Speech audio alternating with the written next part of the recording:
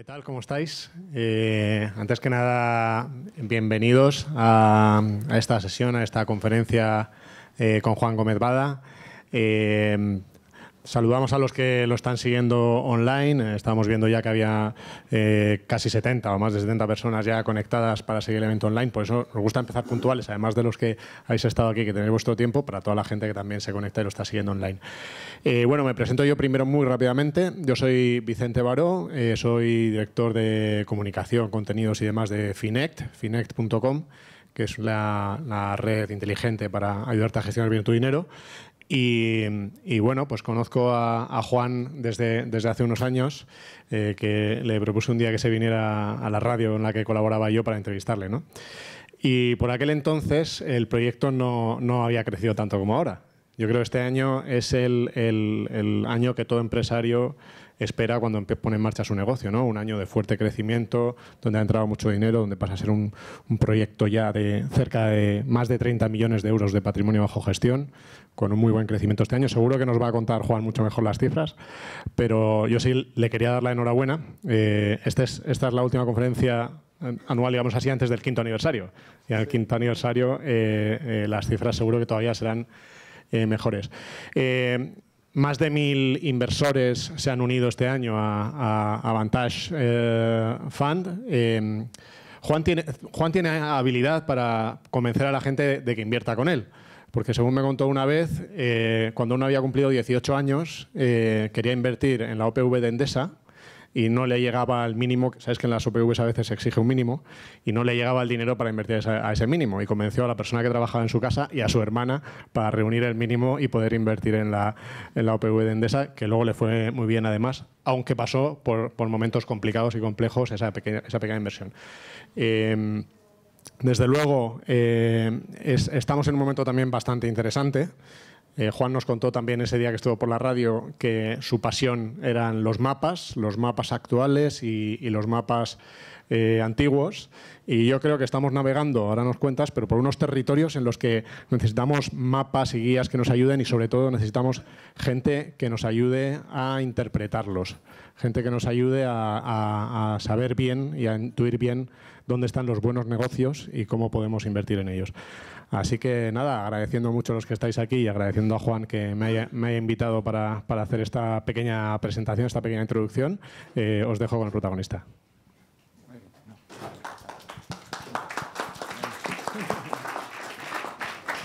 Muchas gracias, Vicente. Buenas tardes a todos los que estáis aquí, los que nos seguís a través de la web, de nuestra web de Finect y de Rankia. En la conferencia voy a hablar de 3 cosas. Primero hablaré de la rentabilidad del fondo, cuál ha sido, cómo se ha comportado el último año y también qué valoración nos dan las agencias de calificación de fondos a largo plazo. En segundo lugar, la parte más extensa, explicaré cómo tomamos las decisiones, es decir, en qué invierte el fondo y por qué. Y por último, acabaré recordando las señas de identidad de Avantage Fund. Durante el 4º año, Avantage Fund se ha revalorizado un 8,5%, lo que ha hecho subir la rentabilidad acumulada desde 29,1 a 40%. Si sumamos 29,1 y 8,5 no suman exactamente 40, pero hay que tener el efecto de interés compuesto, que en todos los que invertimos a largo plazo es muy relevante. Quien está desde el principio lleva un 40% acumulado, ¿vale? Veamos con más detalle cómo ha sido esto. En el gráfico podéis ver cuál es la rentabilidad desde inicio hasta septiembre de este año, es decir, 4 años y 2 meses. La rentabilidad anualizada ha sido un 8,8%, que es el equivalente al TAE, la rentabilidad que tenemos que usar para comparar con otros productos, otras inversiones, porque está medida en términos de rentabilidad compuesta, ¿vale? Y está comparada con el IBEX 35 y el Eurostock 50 ya sumándole los dividendos, no porque sean sus benchmark o su objetivo, sino porque como meras referencias que la mayoría de inversores tenemos en mente. El objetivo del fondo es obtener buenos resultados a medio plazo, es decir, 1 o 2 años, y excelentes a largo plazo, es decir, 3 o 5 años o más largo plazo. Todos los ejercicios ha tenido rentabilidad positiva y lo ha hecho con aproximadamente la mitad de volatilidad que los índices mencionados. Aquí podéis ver los ratings que nos dan las principales agencias de calificación de fondos a largo plazo y nos han mantenido todas ellas su máximo rating. Morningstar da al fondo 5 estrellas por estar en el 10% con mayor rentabilidad. V2 le da 5 estrellas también por estar en el 10% con mejor ratio de Sharpe. Este ratio mide la relación de rentabilidad por unidad de riesgo. Lipper lo considera Lipper Líder por estar en 3 categorías, rentabilidad total, rentabilidad sostenida y gastos, por estar en el 20% mejor en las 3.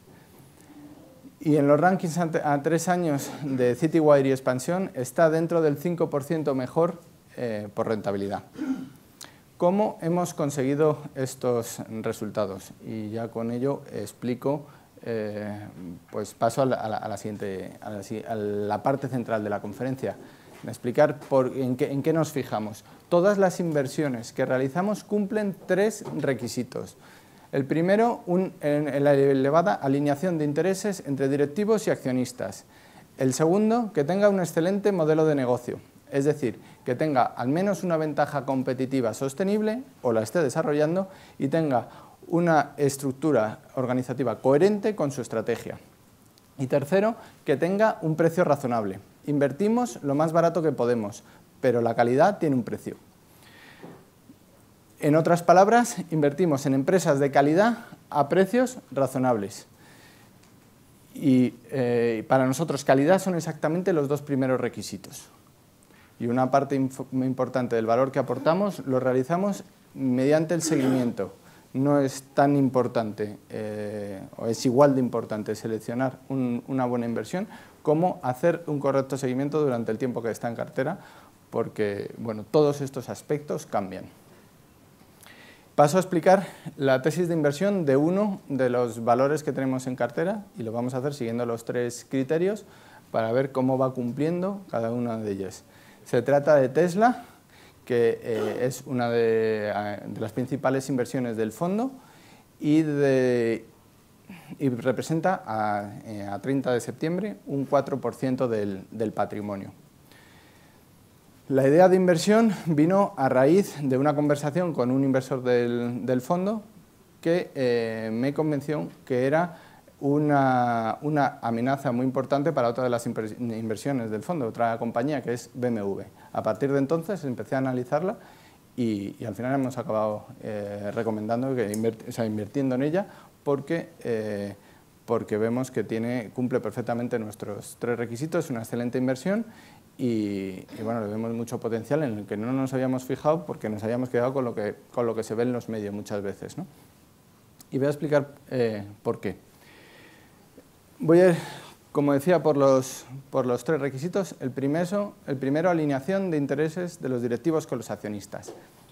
Elon Musk, el consejero delegado de la compañía y fundador, es un personaje mediático y controvertido que unos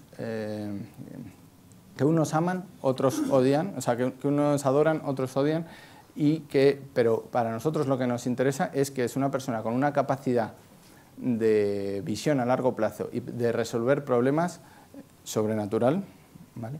Y eso a todas las empresas cada vez, todas las empresas se van encontrando problemas y tienen que ir resolviéndolos y necesitan de una persona que les guíe no para lo que tienen que hacer de aquí a 2 meses, sino para lo que tienen que hacer de aquí a 2 décadas, que tenga el camino trazado y para eso está Elon Musk, el consejero delegado, fundador de Tesla, tiene un 19% del capital y también por el lado del salario está alineado con los accionistas, puesto que todo su salario es variable. Y bueno, destaco también que tiene 47 años, lo cual pues, nos aleja todavía de cualquier problema de sucesión. ¿vale? No es un octogenario dirigiendo una compañía que busque un sucesor, sino que cuando eso ocurra estará Tesla en otra fase de crecimiento. Por eso pensamos que cumple perfectamente con el requisito que estamos midiendo ahora, que es alineación de intereses entre directivos y accionistas. Luego entraremos en otras características y polémicas que ha tenido este personaje, si queréis, es que este directivo que no deja a la gente callada, ¿no? Siempre genera inquietud. Entonces paso ya a explicar el segundo, el modelo de negocio. Tesla vende el Smart Car, el coche del futuro, un coche eléctrico, conectado y que conduce solo. Lo hace, y no solo vende coches, en este sector hay que tener en cuenta la venta, la postventa y la fidelización, ¿vale? Y en esto tiene alrededor muchos otros negocios. Vende, o sea, está integrada verticalmente y tiene talleres propios, vende piezas que son propias, recambios son propios, vende baterías domésticas, tejas fotovoltaicas, que al final en Estados Unidos mucho comprador pues quiere el coche, un sistema de generación eléctrica gratuita en el tejado y una batería con la que coger esa energía y alimentar el coche. Y bueno, además también tiene otra área que es de baterías a nivel industrial. Entonces, todos estos negocios tienen mucho desarrollo y mucho potencial, pero Tesla está en la tesitura que tiene que priorizar por el capital. No tiene todo el que quiere, tiene que decidir en qué emplea sus recursos primero y en qué después. Empezará por lo más rentable y lo que le haga ganar más y le haga posicionarse mejor a futuro, ¿vale?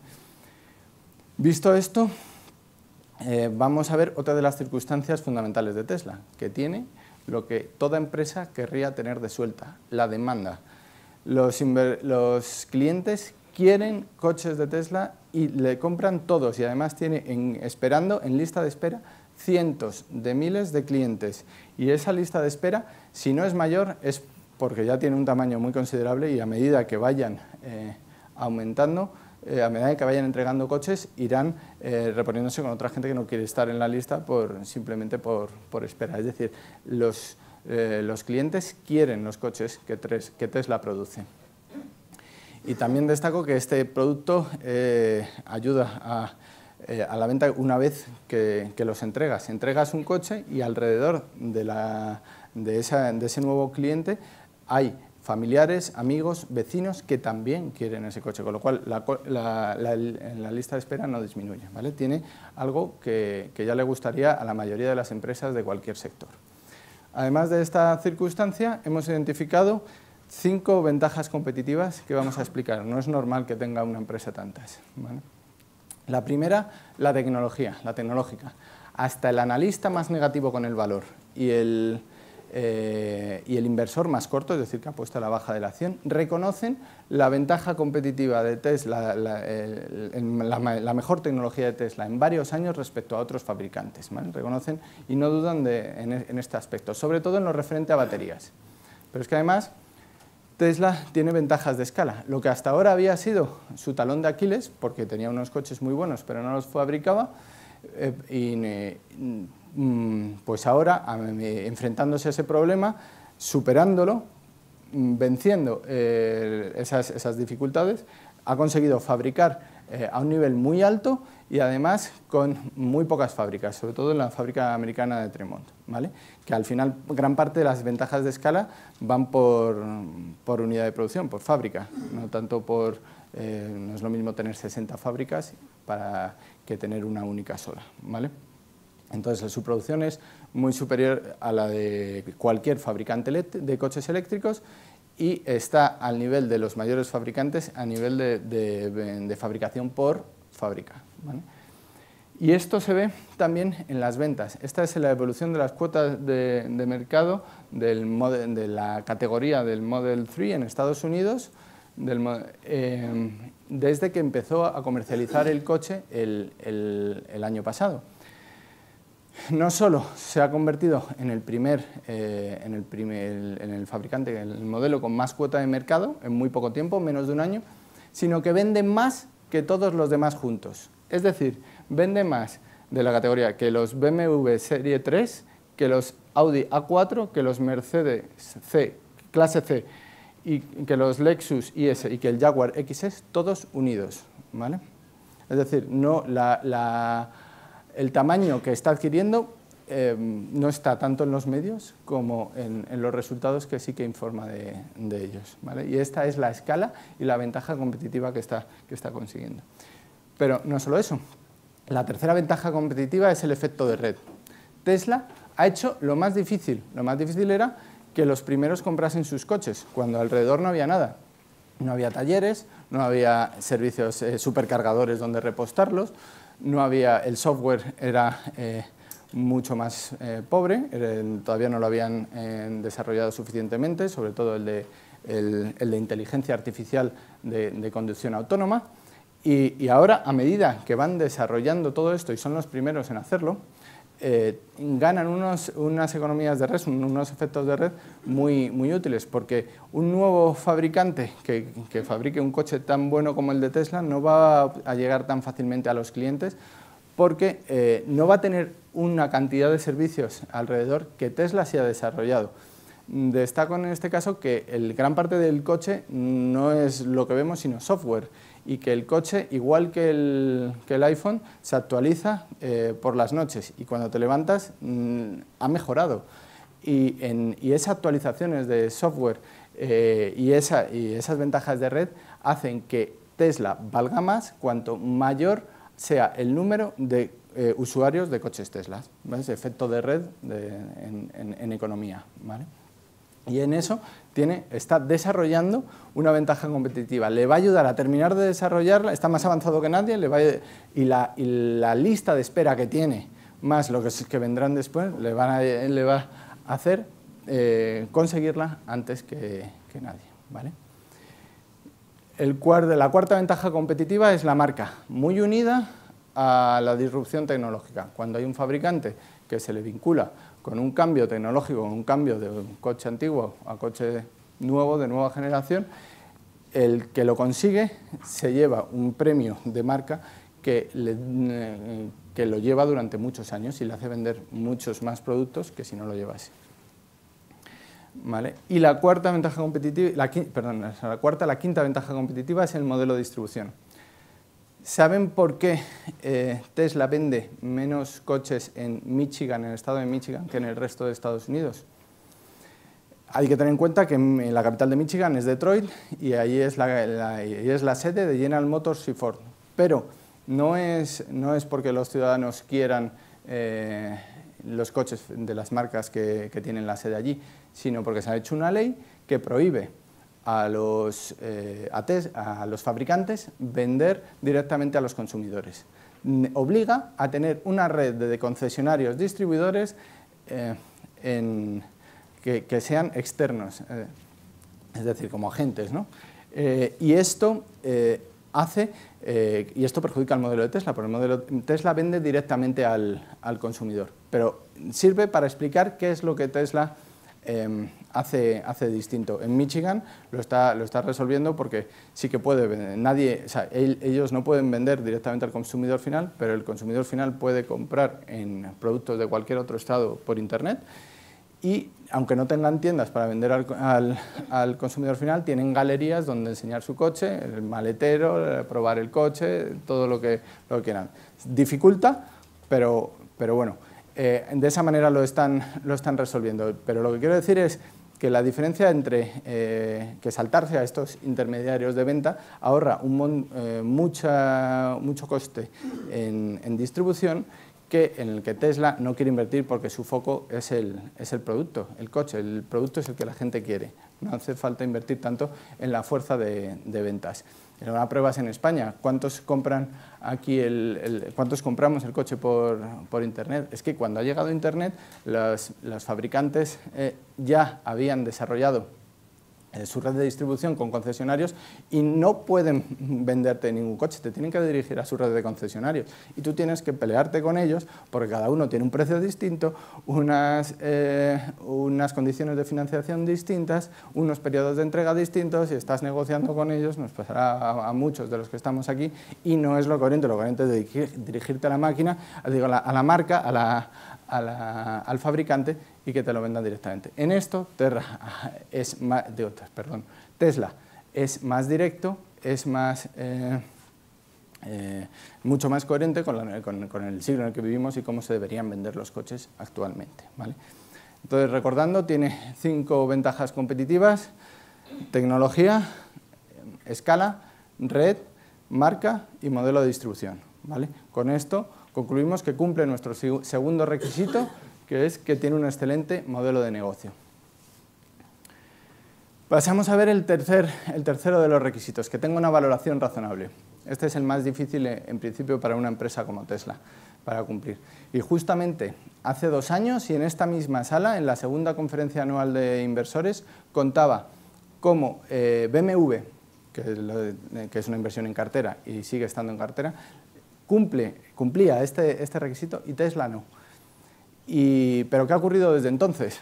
Que Tesla ha crecido mucho en actividad, está haciendo lo que antes decíamos que cotizaba muy caro para lo poco que vendía y ahora lo que está consiguiendo es vender muchísimo más y creciendo a unos ritmos muy fuertes. Solo hay que ver esta gráfica de ingresos año a año y destacando que en 2018, que no está aquí, en el tercer trimestre ha fabricado 83.000 coches y lo que se compara con 107.000 de 2017, de todo el 2017, ¿vale? Con lo cual en 2018 las previsiones son que va a fabricar y vender, porque tiene todos los coches vendidos, más del doble que en 2017, ¿vale? Lo que significa en cuotas de mercado y en todo lo demás.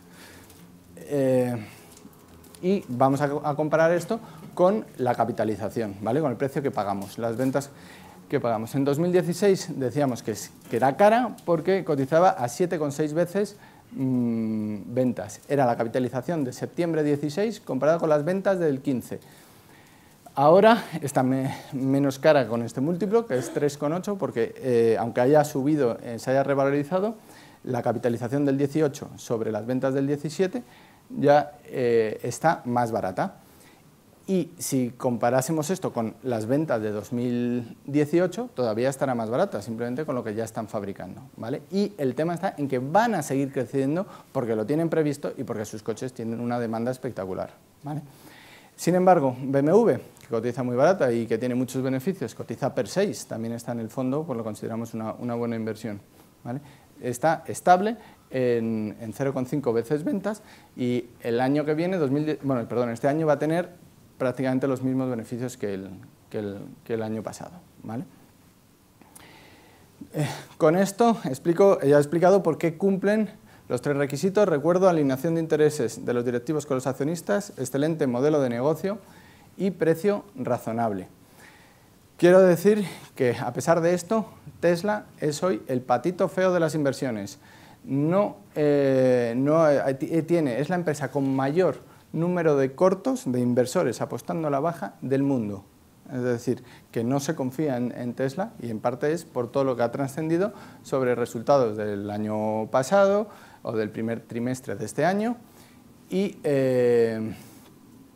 la imagen pública que ha dado en los últimos meses Elon Musk, su consejero delegado. Sin embargo, la compañía tiene otra perspectiva. Destaco también una cosa, se me había olvidado, es que va a ser en el trimestre pasado, en el tercer trimestre de 2018, cuando Tesla entra en beneficios, lleva 15 años desde que se constituyó, ahora entra en beneficios en el cuarto trimestre de 2018, ya dará seguro beneficio. Y, espera la compañía beneficio, pero la cosa no está en cuánto antes, cuánto después, sino que ya estemos saliendo de esto y que la empresa vaya a crecer rentablemente. También en la prensa se hablaba de Tesla por las fuertes pérdidas registradas en 2017 o en el primer trimestre de 2018. Eso hay que tenerlo en consideración cuando hablamos aquí de valoración, y es porque hay que compararlo. Si tuviese unas pérdidas que fuesen 10 veces los beneficios de BMW, pues estaría gastando no solo los ingresos, estaría gastando lo que no va a recuperar. Pero es que las pérdidas de 2017, que va a ser el ejercicio completo con mayores pérdidas, representan menos del 25% de los beneficios del 2017 de BMW, algo más que razonable para el tamaño que espera tener Tesla, ¿vale? Por terminar de explicar la valoración. Bueno, termino aquí con la tesis de inversión en Tesla, que cumple los 3 criterios, como cualquier otra de las inversiones que tenemos. Paso a explicar un poco la estructura de cartera.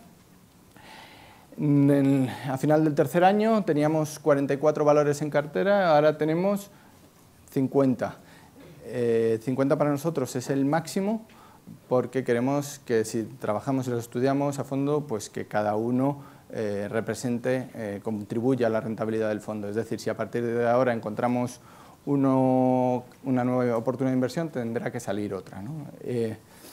Y bueno, también queremos que al menos tenga 40 valores, puesto que necesitamos una diversificación mínima, no vayamos pues, a estar concentrando demasiado el riesgo, ¿vale? Destaco que de los 44 valores que tenía en julio, se mantienen 38, de ahí la importancia del seguimiento que hablaba antes, y 12 son nuevos. Más aspectos de la estructura de cartera. Tiene a 30 de septiembre un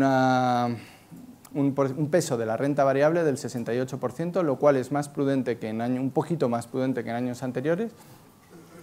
Nuestra opinión respecto a la economía es que el proteccionismo y la guerra comercial está perjudicando al crecimiento y está trayendo también inflación. Nos trae lo contrario a lo que traía la globalización, que era mayor crecimiento a nivel global y menor incremento de precios.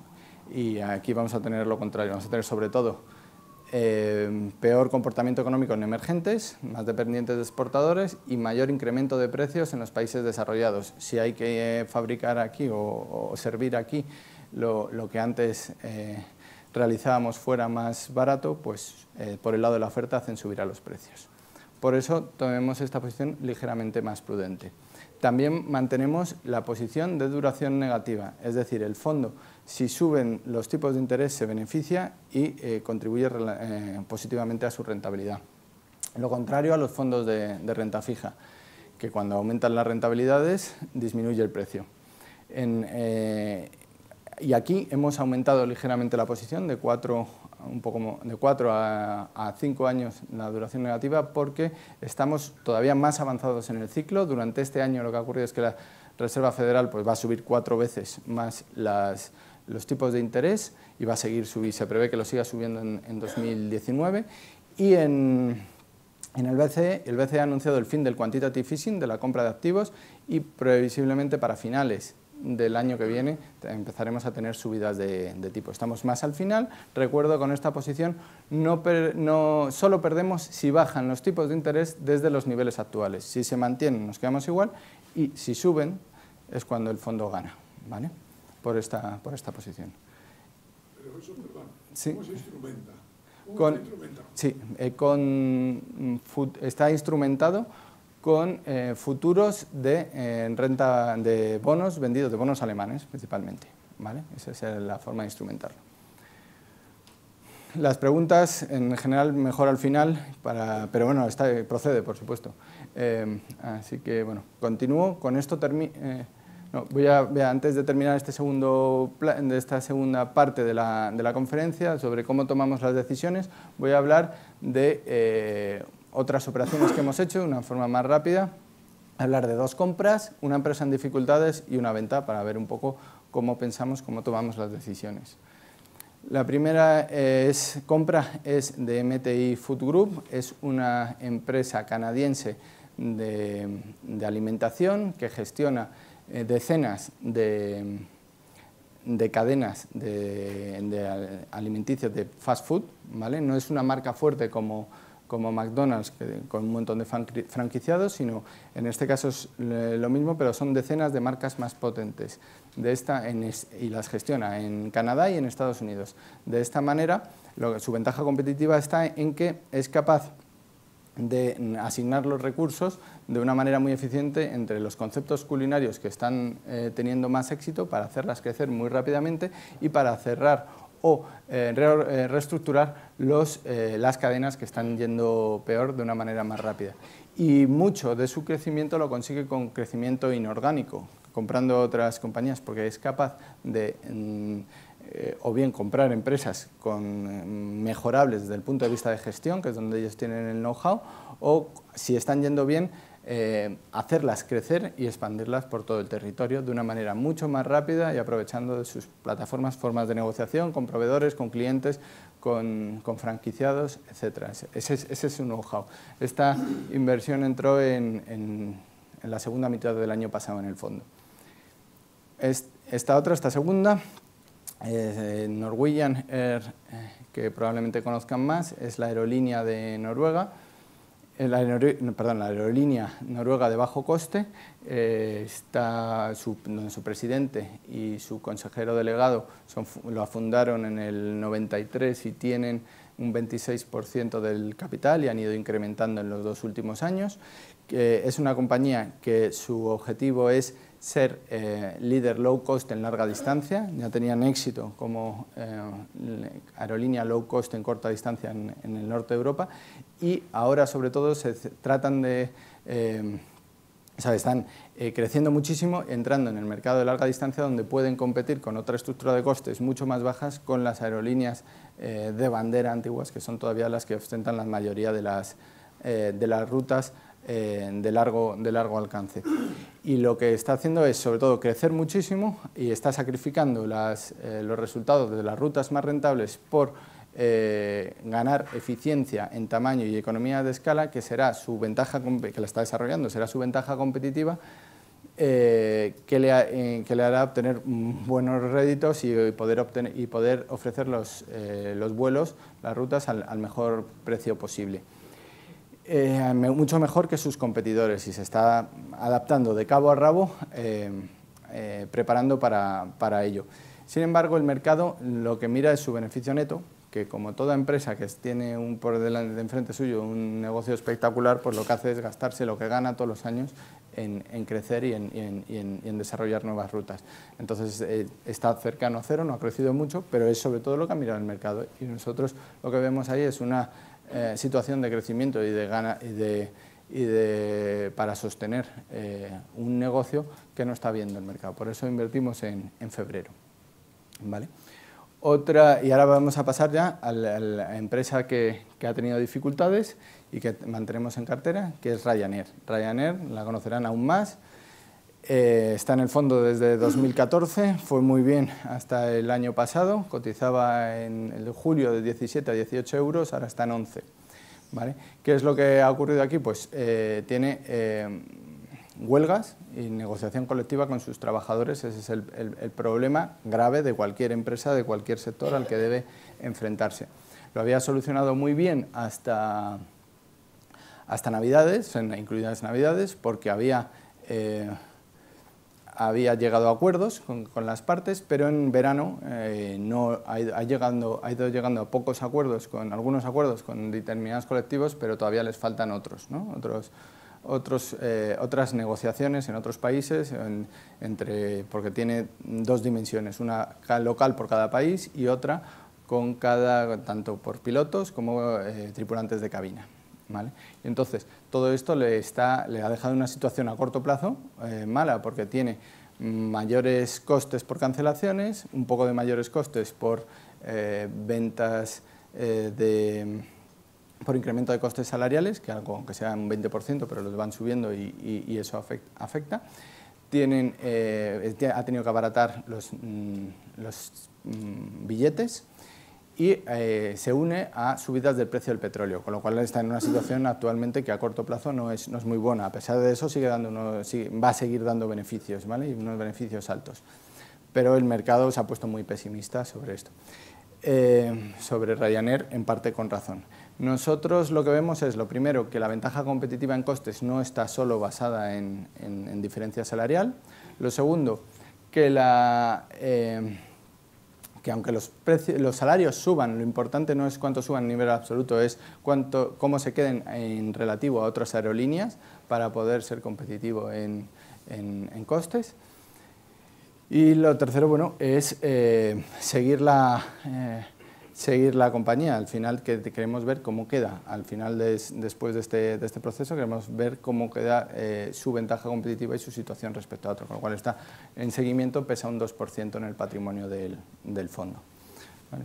Y por último hablo de Horizon, una venta que hemos realizado este año de una biotecnológica española que invertimos en ella en el 17, a principios del año 17, porque bueno, la habían creado y fundado dos directivos que tienen cerca del 20% del capital, que habían conseguido vender, están desarrollando moléculas que habían vendido a Roche y licenciado una para que la siga desarrollando y iba a obtener unos ingresos por los desarrollos que iba a obtener de ellos, y iba también a obtener unas comisiones de ventas de los fármacos basados en esa molécula, y con esos ingresos lo que está haciendo es desarrollar otra cartera de moléculas para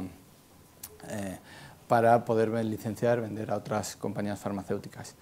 En este tiempo lo que ha hecho ha sido que ha perdido, Roche le ha devuelto la molécula, ha dicho no voy a seguir analizándola, no ha fallado, pero no va a tener esos ingresos por ese lado, que eran muy importantes para la compañía, y sigue desarrollando todas las moléculas, que está por ver hasta qué punto van bien o no, y lo va a hacer, en vez de con ingresos, lo va a hacer con capital, con dinero propio. En esta tesitura, pues el poder decir que hinchar las expectativas ante los inversores, pues lo que le haría a los directivos es diluirse menos, es decir, están interesados en ampliar capital al precio lo más alto posible. Y eso en sí, en nuestra opinión, genera un conflicto de interés con el que ya no estamos cómodos. Entonces, el fondo lo que ha hecho ha sido vender la participación, y lo ha hecho con un 30% de revalorización. O sea, pensamos que la compañía estaba peor que cuando compramos y ha obtenido un 30% de revalorización, pero ya pensamos que mejor otras inversiones, ¿no? También la explicamos ya todo esto un poco más de detalle, está en la carta semestral de julio, ¿vale?, de este año. Y con esto, bueno, termino con la parte central y voy a hablar de recordar las señas de identidad de Avantage Fund. Avantage Fund nació con el objetivo de aumentar la rentabilidad que llega a los partícipes, y lo hace reduciendo costes, evitando conflictos de interés y ofreciendo un criterio de inversión diferenciado. Desde el principio me comprometí ante notario a invertir más del 50% de mi patrimonio en el fondo, a no invertir en otras empresas o fondos con ánimo de lucro para evitar conflictos de interés y centrarme en el fondo, y avisar con antelación si quisiera modificar mi compromiso. Es decir, todos los coinversores en el fondo saben que ocurra lo que ocurra en el mercado, no voy a ser el primero en salir del fondo, y menos aún sin avisar. ¿Vale? Además, solo asesoramos un fondo, no estamos hablando del fondo que mejor ha ido de entre una docena o entre 100 o 200. Es un fondo con flexibilidad, con capacidad de reacción, y esa flexibilidad la utilizamos, pero la explicamos, tenemos una transparencia de comunicación respecto a los inversores de cómo estamos invirtiendo, y después pues, lo hacemos con unas comisiones inferiores a las del mercado. También recordar la colaboración como seña de identidad de Avantage Capital con la Fundación Aladina en su lucha contra el cáncer infantil, donde bueno, pues realizamos una donación mensual, y esta donación puede aumentar en 50 euros por cada nuevo inversor que venga recomendado por uno antiguo. Ya la explicamos con más detalle el año pasado, de todas formas tenéis en nuestra web más información de cómo trabaja la Fundación, cómo lucha la Fundación Aladina contra el cáncer infantil en los hospitales y de nuestra colaboración con ellos. Antes de pasar a las preguntas, primero quería recordar qué es lo que hemos visto. Primero hemos hablado de los resultados, de cómo ha ido y de los ratings que tiene el fondo. Lo segundo, de cómo tomamos las decisiones. Hemos visto la tesis de inversión en Tesla, los 3 criterios de inversión, hemos visto la estructura de la cartera y hemos hablado de otros casos que han entrado, salido del fondo. Y por último hemos recordado las señas de identidad del fondo. Antes ya de pasar a las preguntas, me gustaría agradecer a todos los inversores vuestra confianza. Sin vosotros no sería posible, y deciros que ya somos más de 1.500 coinversores en el fondo. Quiero animar a los nuevos inversores a que nos pregunten, estamos a su disposición para explicarles qué hacemos y cómo lo hacemos. Y por último, aseguraros a todos que no dejaremos de esforzarnos en preservar y rentabilizar el patrimonio del fondo. Muchas gracias.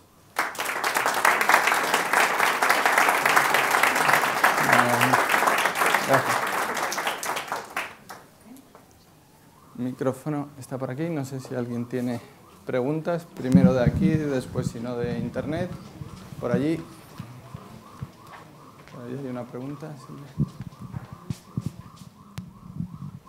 Hola, buenas tardes. Quería preguntarte qué porcentaje de liquidez y la parte de renta fija tenéis en el fondo.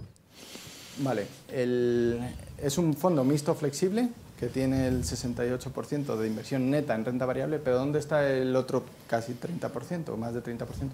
Está invertido en más acciones, en renta variable y cubierto con futuros de IBEX, sobre todo de Eurostock 50, ¿vale?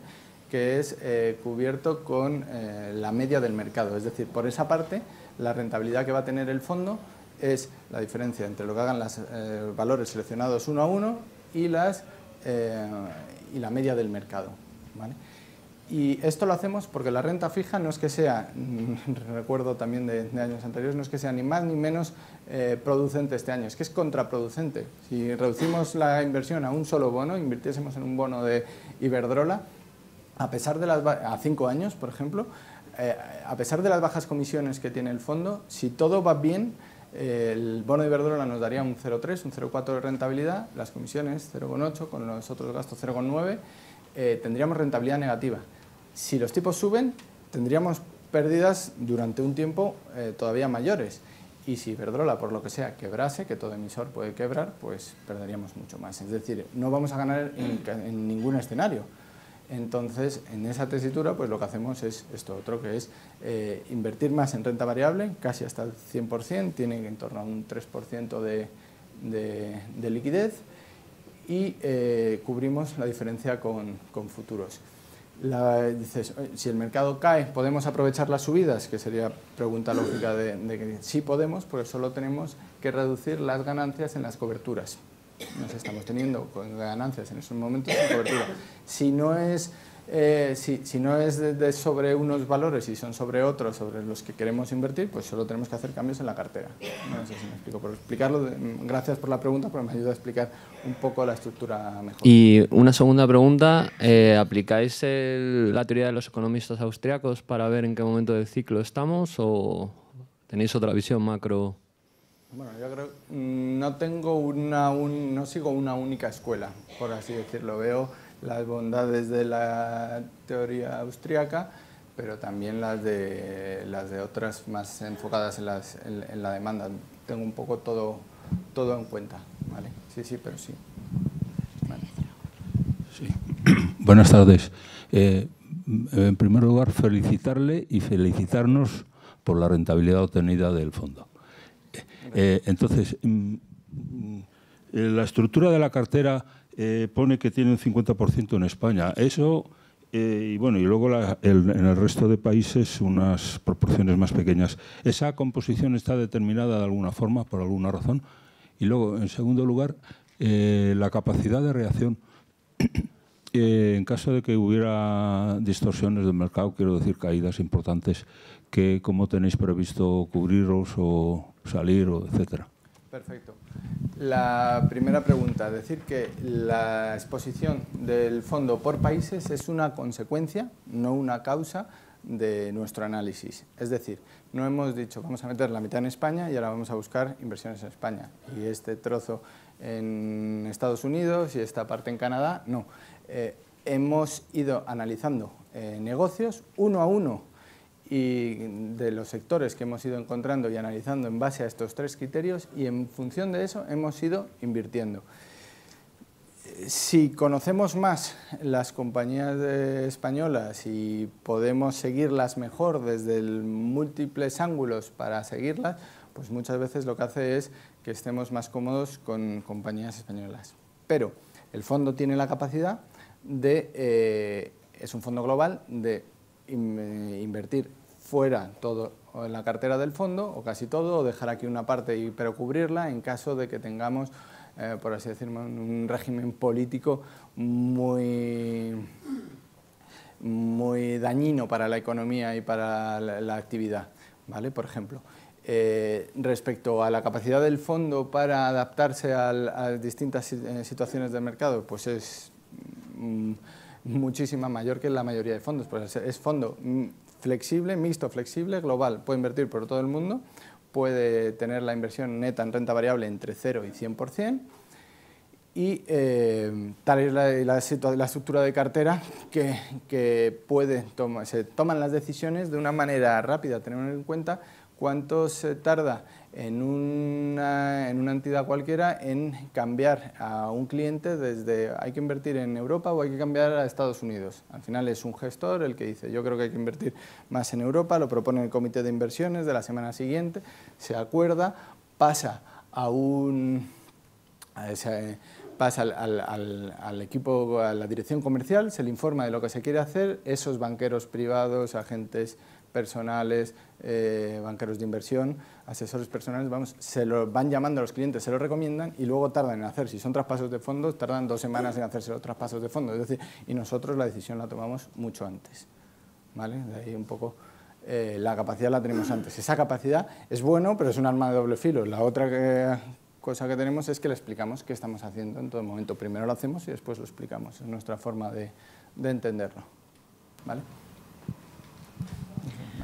Hola, buenas tardes. Mi pregunta es sobre Tesla.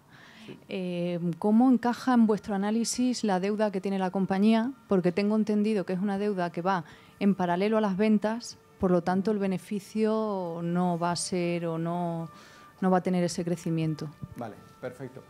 Es una deuda que hay que ver primero si es sostenible o no. Vale, dos cosas respecto a eso.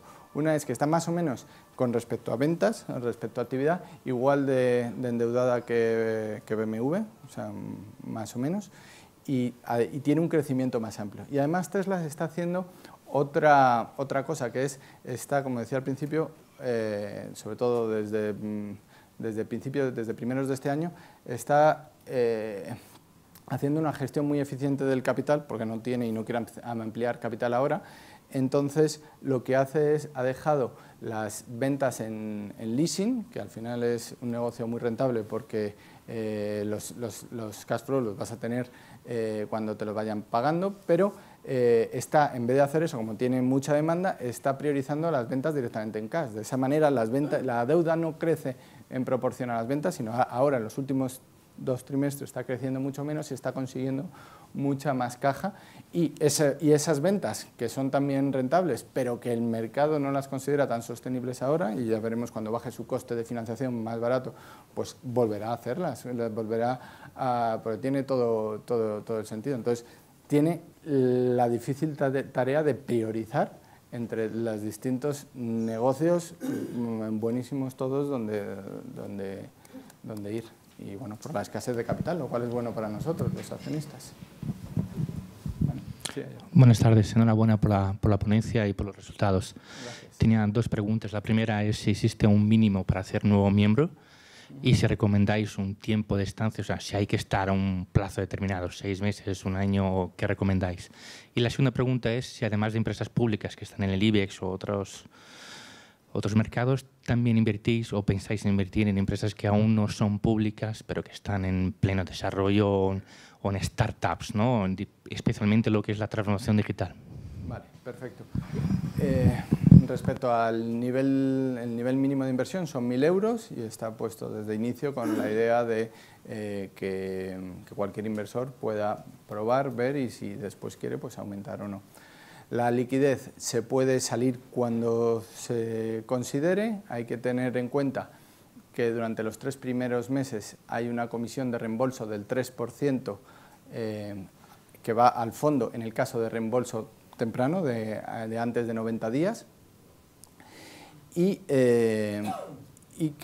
pero se podría vender y también posteriormente no tiene ninguna comisión de reembolso, o sea, la comisión de reembolso solo y se valora a precios de mercado, o sea, el nivel al que se vende es el mismo al que otro que quiera comprar ese mismo día compra, es decir, al precio de cotización en los mercados. Y eso justo enlaza con la... Bueno, me preguntas una cosa más respecto a eso, periodo recomendado de inversión. Yo creo que para un fondo como este, que todas las decisiones que tomamos son a largo plazo, o sea, todos los criterios de inversión no trabajan, o sea, no nos dan mucha información a 1 mes, 3 meses, 6 meses de lo que va a hacer la compañía en bolsa, sino funcionan a largo plazo y cuanto más largo, mejor. Y también nuestras señas de identidad, que las hemos explicado, todas funcionan a largo plazo y cuanto más mejor. Pero también hay una diversificación en el fondo, hay 50 valores y unos recogen antes y otros después el valor. Con lo cual, en unas condiciones normales, en 3 años de sobra, o sea, es más que suficiente para si en 3 años, en cualquier momento, no ha generado un resultado satisfactorio, oye, pues habréis pensado con razón, oye, pues por lo menos no ha estado acertado, ¿vale? Es decir, 3 años yo sí que lo considero pues un plazo más que razonable para juzgar el valor. Y relacionado con lo que decías de la segunda parte de invertir en startups y pequeñas compañías no cotizadas, pues el problema está en la liquidez exactamente, que si el fondo invirtiese en ese tipo de valores no podría dar liquidez diaria a los partícipes y eso... la liquidez diaria es para reembolsar cuando quieras, pero también para incrementar tu inversión cuando quieras. Entonces, dentro de las 3 facetas que tiene toda inversión, rentabilidad, riesgo, liquidez, pues quedarte sin liquidez en muchos casos es casi como no tener el dinero, ¿no? O sea, sobre todo si te vas a décadas vista. Entonces, bueno, pues no renunciamos a la liquidez, por eso debemos renunciar a invertir en startups o empresas tan pequeñas en esos momentos, ¿vale? ¿Qué tal, Juan? Quería preguntar también por Tesla, por cómo encaja uno de los pilares del fondo, que es el riesgo de agencia, ¿no? ¿Cómo encaja en eso la reciente salida del presidente, que ahora se ha mantenido como consejero delegado, pero que igual ya no está tan en el día a día en lo que a toma de decisiones se refiere, ¿no? Sí, ese es Elon Musk, el presidente de... O sea, el CEO. O sea, lo que ha ocurrido es que en agosto ha anunciado, mal hecho, una salida, una retirada de bolsa de Tesla, que al final no la va a hacer y además ha anunciado que tenía financiación para ello y que se iba a hacer a un determinado precio. Y ese tuit, que lo anunció por tuit, ni más ni menos, pues le ha generado problemas a él y problemas a Tesla. Costes, ha tenido que pagar 20 millones a la SEC y otros 20 los ha tenido que pagar Tesla por haber comunicado mal una operación que al final no se va a hacer. Y además le han obligado a dejar de ser durante 3 años presidente, pero va a seguir siendo consejero delegado. Es decir, no va a cambiar en absolutamente nada, en mi opinión, sus capacidades para controlar la compañía. Es más, si le dejasen sin ser consejero delegado, hay que tener en cuenta que él tiene el 20% del capital y nadie tiene más, ¿vale? Además de cuenta con el respaldo de la mayoría de los accionistas, con lo cual, esté donde esté, va a seguir dirigiendo la compañía. Como consejero delegado, por supuesto, mucho mejor. De Elon Musk, ya que lo nombra, sí quería hablar, porque no quería salirme del hilo de los tres argumentos, sí quería hablar que es un activo muy importante para Tesla, pero también es una de sus principales amenazas, porque actúa, bueno, en los medios se da la sensación de que está ya loco, que ha perdido la cabeza, ¿vale? Y el fondo invirtió en julio. En agosto pues pensé que eso podía ocurrir, y lo que hizo el fondo en agosto fue vender la mitad de la posición a la espera de ver qué ocurría. Y con el paso del tiempo y viendo qué es lo que había pasado, me di cuenta que no ha perdido la cabeza. Hay una entrevista de 2 horas y media en la que se puede ver y escuchar lo que dice Elon Musk sobre muchos temas de coches eléctricos, de inteligencia artificial, de viajes espaciales de otras de sus empresas, de SpaceX, y habla con mucha coherencia, como si fuese una charla de un catedrático en una universidad, pero encima de un visionario. O sea, te deja, pero con coherencia, con prudencia y con mucha lógica. Y ahí vi qué era lo que salía en los periódicos. Y lo que salía en los periódicos es que eso lo había hecho a las tantas de la noche y había dado una calada a un porro de marihuana. Y solo salió que el presidente de Tesla le da una calada al porro de marihuana. Entonces, la imagen que se está dando es muy distinta a la que hay. Por eso, en gran parte, es el patito feo de las inversiones ahora. O sea, y nadie lo quiere, nadie quiere ver esto, ¿vale? Entonces, lo que sí que es, en mi opinión ahora, y que después en septiembre hemos vuelto a incrementar posición, es que es como un adolescente que es capaz de, o sea, él quiere ayudar a la compañía lo más que puede, pero es capaz de cometer locuras o actos poco pensados que se hieran a él mismo y a la compañía. Y lo que pensamos es que a medida que vaya cometiendo o sea, estos actos sobre los que han ocurrido harán que cada vez sea menos probable que estas actitudes le hieran a él o le hieran mucho a él o a la compañía. Es decir, que como todo adolescente cada vez tendrá menos capacidad de autolesionarse, ¿no? Por una decisión poco pensada, porque desde luego lo que motivó, perdonad que me haya extendido ahí, pero es bueno explicar lo que motivó que le hayan inhabilitado durante 3 años para ser presidente, pero no consejero delegado de la compañía, pues no lo vuelva a repetir, y que se hayan establecido controles y más consejeros independientes para que eso no pase, para controlar a ese adolescente en el lado de gestión, cuando lo que queremos es ese adolescente en el lado de visión y de resolución de problemas técnicos, pues eso es lo bueno. Y es una de las diferencias fundamentales que vemos entre la mayoría del mercado, lo considera que ha perdido la cabeza, y nosotros que tiene esa doble faceta de gran activo para la sociedad, pero es una amenaza, ¿vale? Sí. Juan, buenas tardes. Como en la radio, enhorabuena por el programa. Oye, yo te quería preguntar por los 2 valores financieros que tienes inversión mayoritaria en el fondo, Renta 4 y Bankinter, que son financieros y españoles. Y digo porque en un momento donde a la banca todavía le cuesta generar resultados en base a márgenes, creo que sí que son 2 valores o 2 entidades que están generando comisiones. Pero claro, hay cada vez más apariciones de nuevos jugadores fintech que se han nombrado antes, donde bueno, pues están apareciendo con precios muy baratos, incluso gratuitos, ofreciendo servicios de inversión, intermediación, etcétera. Y luego en España, donde estamos en un momento de desaceleración económica, cierta desconfianza de los inversores, preferencia por liquidez, etcétera. Vale. Lo primero, si están en el fondo es porque cumplen perfectamente los 3 criterios requisitos de inversión. Justo en la tercera conferencia anual de inversores hablamos de Tesla, perdón, en vez de Tesla, de Renta 4 Banco. Y también la tesis de inversión, para quien quiera conocer la de Renta 4 Banco, está sobre todo bien explicada en un vídeo en el Iberian Value que realicé en marzo, en abril fue, en abril, y también en un artículo que escribí, que se escribe Renta 4, inversión excepcional en Google, lo tenéis ahí con más detalle. A nivel general, lo que me preguntas respecto a esa situación macro y de competencia, ¿no?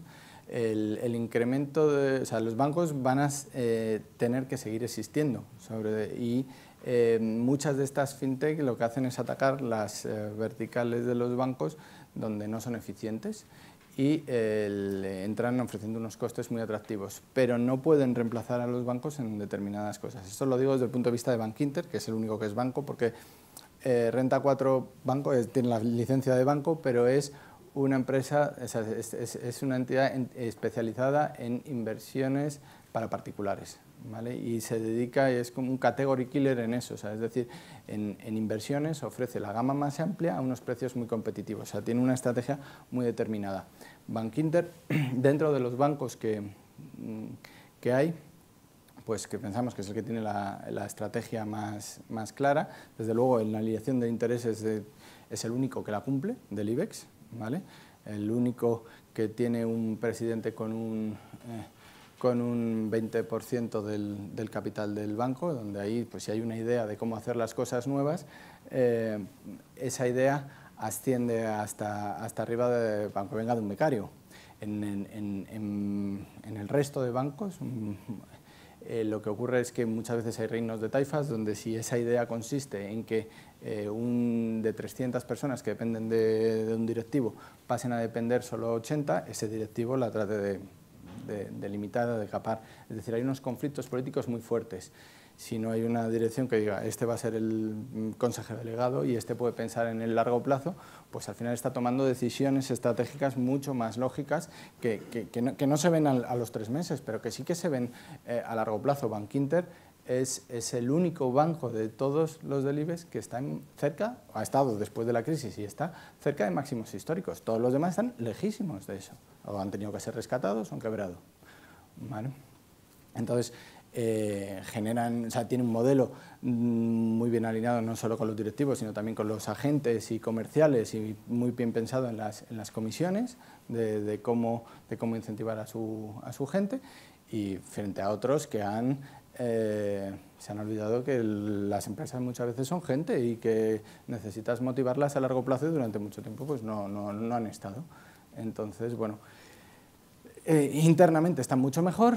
El ciclo de mercado todavía en el sector bancario creo que no ha llegado la recuperación, pero están en un momento bueno. No veo que aunque se desacelere la economía vayan a dispararse las tasas de mora, ni porque no hay sobreendeudamiento, se ha crecido sin endeudamiento, y sí que veo más actividad, salvo que algo se acabe con ello, pero desde luego la tarta del mercado puede ser más grande o más pequeña, pero mi opinión es que el trozo de tarta de ambas dos entidades va a ser mucho más grande que el actual dentro de unos años. No sé si me explico un poco, es difícil condensar, ¿no? Pero bueno, no sé si hay alguna pregunta más o pasamos a las de internet, que seguro que hay, pasamos y después, no sé, bueno, vale.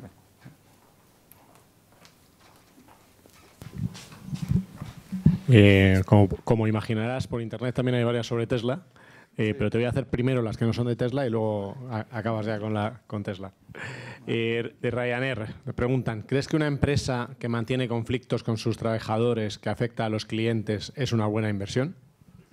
Sí, bueno, lo hemos visto aquí, pero esto es un poco más general la pregunta. Y sí, o sea, el conflicto laboral para cualquier empresa de cualquier sector es un issue, es algo muy relevante y tiene que resolverlo y tiene que remangarse para resolverlo. Y una de las cosas que no he hablado justo de Ryanair, que se me ha olvidado, cuando he dicho tercera he contado otra, pero la que quería contar es esta que voy a contar ahora, que es que los directivos, y se aplica también a las demás, los directivos están bien alineados con los accionistas, es decir, se pelean por los salarios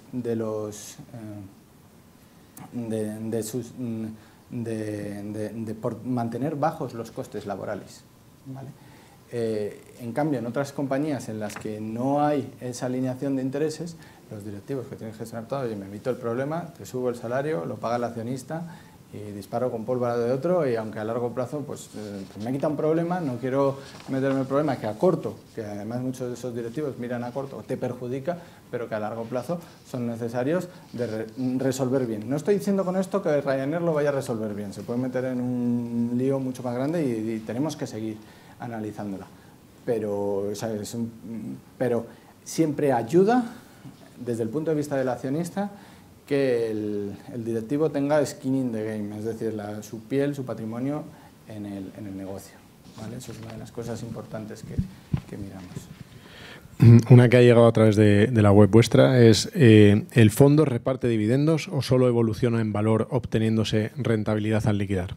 Eso solo es acumulativo, no reparte dividendos, lo cual tiene la ventaja de que tiene más rentabilidad, pero bueno, si quiere puede reembolsar parcialmente, ¿vale? Y obtener... Hay inversores que lo están haciendo, que cada cierto tiempo recogen lo que han ganado, ¿no? Pues bueno, cada uno como prefiera. Fiscalmente lo más eficiente siempre es mantenerlo hasta que lo vayas a necesitar. Hay un tema relacionado con China y la guerra comercial, que también BMW, por ejemplo, que es una compañía en cartera, y ha dicho que algo le está afectando, ¿no? La desaceleración. Tesla yo creo que tiene también como una parte significativa de las ventas en China. Al final, ¿cuánto puede afectar tanto la desaceleración como si se agrava con el tema de la guerra comercial? Vale. Esto aquí en una crisis de carácter político, es decir, enfrentamiento entre unos y otros, para nosotros son las más difíciles de prever porque son impredecibles para nosotros, impredecibles para los propios que están peleándose por ellos, ¿no? Y la actitud que tomamos es la de prudencia, una ligera prudencia, y de seguir centrándonos en los valores. Al final, a todo esto las empresas se harán mucho mejor de lo que piensa el mercado, ¿vale? Si te ponen más aranceles, pues buscarás la forma de sortear esos aranceles o de ajustarte a ellos de la manera más eficiente posible. Pero los principales jugadores seguirán siendo parecidos, salvo casos muy contados.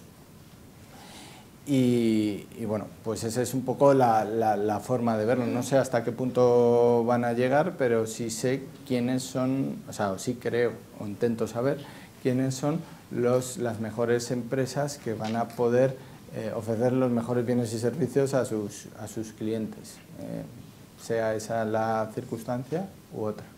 ¿Vale? O sea, que no es como una crisis en la cual ha habido un demasiado endeudamiento, después hay una mora y unos ciclos muy claros y que dependen de causa-efecto mucho más analizables desde el punto de vista de la teoría económica, ¿vale? Y desde el punto de vista de ralentización de la economía china más allá de la guerra comercial, ¿te preocupa o no? Es una amenaza y afectará a todas las empresas que tenemos en cuanto vendan en China. Si China se desploma, desde luego crea una crisis mundial, pero desde luego va a afectar mucho más a las compañías que están en China, con la mayoría de las inversiones allí, que a algunas que representan el 5% de las ventas. Y aquí hay una cosa importante que es, nosotros esto de la guerra comercial y de otros aspectos que salen en la prensa son cosas que los medios están hablando todo el tiempo porque afectan y es lo que mueve la bolsa. Pero no es en lo que un empresario está pensando cuando tiene que tomar decisiones sobre su propia empresa. O sea, tiene que pensar en otras muchas cosas y a eso ya se adaptará. Cuando venga ya veremos. Tengo un equipo que lo estará mirando. Pero con ese mismo enfoque es con el que trabajamos nosotros, que difiere un poco de la mayoría, pero creo que es el que más valor te puede generar. ¿Vale? Y vamos con la ronda final sobre Tesla. La primera, sí. ¿Precio de compra de las acciones? ¿Del fondo? Sí. Pues compró la primera parte en 320 y la última en 260. O sea, más o menos en medio debe andar en torno a 270, por encima del nivel de ahora que ha caído. Pero bueno, pues eso, seguiremos mirando y si sigue cayendo algo más iremos invirtiendo, pero tampoco una barbaridad. Nosotros invertimos una parte en cada inversión y bueno, pues esperamos que a largo plazo vayan bien. A corto, pues hay que ir con lo que... O sea, no podemos tratar de averiguar qué va a hacer. Dice, ¿podrá resolver los problemas Tesla? Se refiere también del servicio en Noruega, donde tuvo una cuota de mercado del 20%, pero los clientes se están quejando del mantenimiento. Pues Pues en mi opinión sí. La cosa está en ver si hace sentido que se resuelvan eso. Es decir, si la gente quiere los coches pero tiene un problema para las ventas que es menor, pero es más fácilmente solucionable, pues lo grave es que no te compren lo que produces, pues lo irás resolviendo. Y esos problemas, que son los que advertía la mayoría de la gente cuando Tesla todavía tenía el crecimiento por delante y el mercado ya lo estaba descontando, cuando estaba más caro en múltiplos, pues son los que está resolviendo, y además lo está resolviendo muy favorablemente. Y además son, en la mayoría de las empresas, los más fáciles de resolver. Los difíciles es saber qué quiere el cliente, es satisfacer la demanda, es llegar al cliente, ¿vale? Para terminar ya la última, dice, ¿cómo le afectarán los movimientos de la competencia con el lanzamiento de nuevos vehículos premium que se esperan los próximos meses / años? Vale. Una de las cosas es el anuncio de nuevas cosas. Y esto también me sirve para explicar todas las inversiones que hacemos. Todas las empresas te cuentan que van a ser excepcionales, todas, y que van a tener de todo. Nosotros una de las cosas que hacemos es fijarnos en lo que de verdad hacen. De lo que dicen a lo que hacen hay mucha diferencia. Entonces, Tesla decía que iba a hacer de todo y lo ha hecho, ¿vale? Nosotros invertimos cuando ya lo está haciendo, lo ha hecho, y ya veremos hasta qué punto lo hacen los demás, porque decir es gratis, ¿vale? O sea, o casi, ¿vale? Entonces, bueno, pues nuestro foco está más en los hechos que en las palabras, eso en todo nuestro análisis, no solo en Tesla, y respondo un poco a eso. No sé si hay alguna pregunta más, sí, por aquí, con micrófono. Bueno, yo creo que, bueno, no tengo la solución de nada, lógicamente, una opinión y alguna información. Hombre, el éxito de Tesla se debe mucho a la personalidad de Musk. Se debe a él, que es un hombre con gran capacidad de comunicación. Y bueno, el coche que hace, para mi juicio, no tiene nada especial. O sea, yo acabo de comprar, me han entregado el viernes, un coche eléctrico Nissan. Nissan es el que ha fabricado coches eléctricos con mucha diferencia al que más ha fabricado en el mundo. Cientos de miles de coches eléctricos ha fabricado. Y creo que pues no tiene nada especial. Lo que tiene de especial el coche eléctrico es la batería. La batería es un tema clave porque tiene muy poca capacidad de energía, de condensación de energía. Leí ayer que un volumen de gasóleo o gasolina tiene 60 veces más potencia que el mismo volumen de batería. Claro, lógicamente las baterías son muy pobres. Entonces, en el futuro, en el próximo futuro, la batalla va a ser por las baterías. ¿Quién está mejor posicionado en el mundo en baterías? China. Porque China, aprovechando que no le pueden devolver las deudas a los países subdesarrollados, se ha ido haciendo con todas las minas de litio y otros componentes que tienen estos países. Tanto es así que Musk tiene el proyecto de hacer la mayor fábrica, dice él, para vender allí. Dice él, la mayor fábrica de baterías del mundo. Pero resulta que los chinos dicen que ellos están construyendo la mayor fábrica de baterías del mundo. Todo el mundo dice, como decía, todo el mundo dice. Por lo tanto, la batalla final de Musk y sus coches no está en los coches. Porque yo, le digo, todavía no sé manejarlo bien, tengo un Nissan y es una maravilla, Por supuesto, el salto generacional de los coches... Una maravilla, pero no será menos maravilla que los de Musk, yo creo que no. Porque tiene mucho más experiencia que él. Ellos han hecho cientos de miles de coches eléctricos. Entonces, la batalla final va a ser por baterías y va a ser probablemente en China. Puede ser. Lo único que de aquí destacar, que en coches que pesan poco, que son pequeños, huevitos de ciudad, cosas de estas, sí que hay otros competidores muy fuertes en coches. O sea, hay dos cosas. Una, la potencia y la capacidad de peso, que depende mucho de la batería. O sea, es una consecuencia. Igual que hay motos eléctricas que pesan poco, buenas, y por las ciudades hay coches pequeños, buenos, que están funcionando y que se están vendiendo muy bien. Y una de las marcas es esta, Nissan Renault. Y pero a nivel ya de coche completo, grande, y que pueda soportar, la batería pesa mucho, pero también el software, también el autopilot, la conducción autónoma, la conectividad, el software que estás generando y la red de su... O sea, son otros aspectos que complementan, que no sabemos... O sea, y esto es en todas las empresas en las que invertimos. No sabemos quién va a ganar la batalla final, ¿vale? En ninguna. Analizamos hasta dónde llegamos para ver en qué proyectos confiamos y en cuáles no, y nuestros motivos, básicamente. Vale.